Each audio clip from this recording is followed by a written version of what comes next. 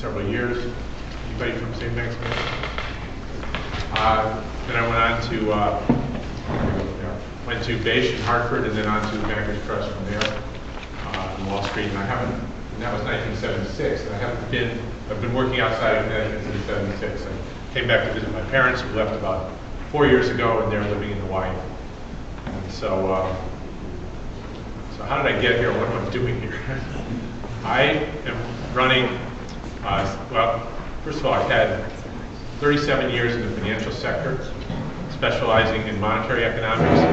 After Bankers Trust, I went on to start my own firm in fixed income arbitrage. One of those people who in the 80s and 90s developed those things called derivatives you might have heard of.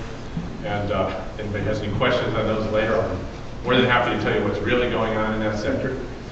And the other thing I've done is I've been an insider in what is known as monetary operations, the actual operations of the Federal Reserve and how it works. I visit them regularly. And there's maybe 40, 50 of us who understand what's going on. And it's like, look, you've got to go do this. You've got to go run for office. You can fix the economy. Nobody else can because they don't know how it works. And so I'm running as a matter of conscience.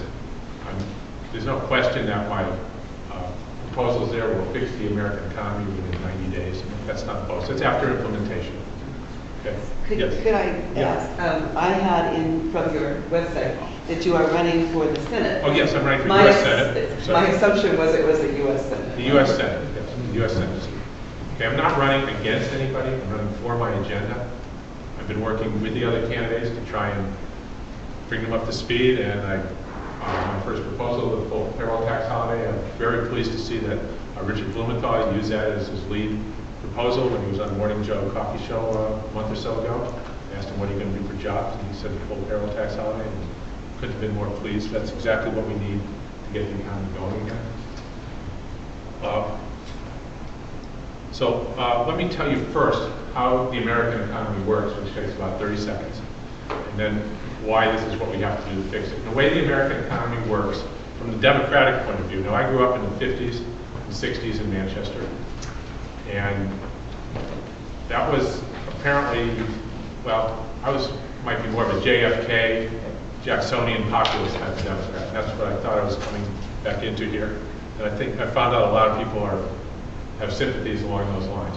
The American economy, the way we knew the American economy worked then was that people working for a living would have enough take-home pay to be able to buy the products that they produced. And then business would then compete for those consumer dollars. And the businesses that brought us products that we liked and worked out well succeeded, and those that didn't fail, they'd be replaced by other businesses competing for our consumer dollars. Well, it's not working that way now. Okay, people working for a living are making enough money to buy gasoline and maybe to eat a little bit, maybe pay half their insurance premiums, and that's about it. And the economy's gone into a downward spiral because of that. With hundreds of thousands of people losing their homes every month. The unemployment rate, the way we used to count it, is 22%, which meant people working who can only find part-time jobs, who want full-time jobs, they used to be considered unemployed, and also people who left the labor force and gave up. But today we don't count those, so we got it down to 9.7. But they still publish those other numbers, and they're up as high as 22%. It's a tragic disaster. Okay. And look, we've had a housing crisis, but the houses are still there. There's no food shortages. There's no shortages of real goods and services. We've got a financial problem.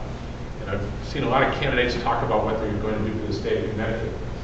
And the most we can do for the state of Connecticut is get the national economy fixed, get unemployment back down to 4%, like we had in 1999. And then things work a whole lot better. Okay, so let me get right into my first proposal, and then what makes me uniquely qualified to see that it happens. First proposal is for a full payroll tax holiday, where the federal government stops taking these FICA taxes out of our paychecks, business and employees and employers. This is big money now. People say the lower income doesn't pay federal income taxes. Yeah, they're not talking about FICA taxes. This is a regressive, punishing tax that taxes the people who earn the least the most. It should not be allowed to stand by any Democrat, period, for 30 seconds. But we have it in there. And What it would mean is a family with a combined income of $100,000 a year, which is about the average, $50,000 each, husband and wife, they would see their take-home pay go up by almost $650 a month. Okay, that's big money. That means they can make their mortgage payments if they want to. Some people have given up. They could if they want to. Their car payments, feed their family, have a much better chance of, sustaining a normal American standard of living. And one other important thing happens. It fixes the financial crisis from the bottom up, which is the way a Democrat is supposed to want to fix the financial crisis. As far as I knew, our philosophy wasn't that you fund the banks with trillions of dollars from the top down, keeping them alive, hoping some of it would trickle down. I mean, that's trickle-down economics that would make even Reagan blush. It doesn't work. It's never worked. Instead, what we do is instead of funding the banks with trillions, we simply stop taking it away from people working for a living. And then sales increase and jobs increase. Now, that's the other misconception. Probably a lot of you have small businesses. I'll just ask you, don't answer, but what is going to help you most? A tax cut for your business or an increase in sales? What's going to cause you to hire people? Well, it's always an increase in sales. It's not a tax cut for your business. And an increase in sales is what causes everybody, all 8 or 10 million people who lost their jobs to get back to work. The first thing that the Democrats asked me, and I talked to a lot of senior economists who are Democratic, is, okay, you're going to cut the payroll taxes.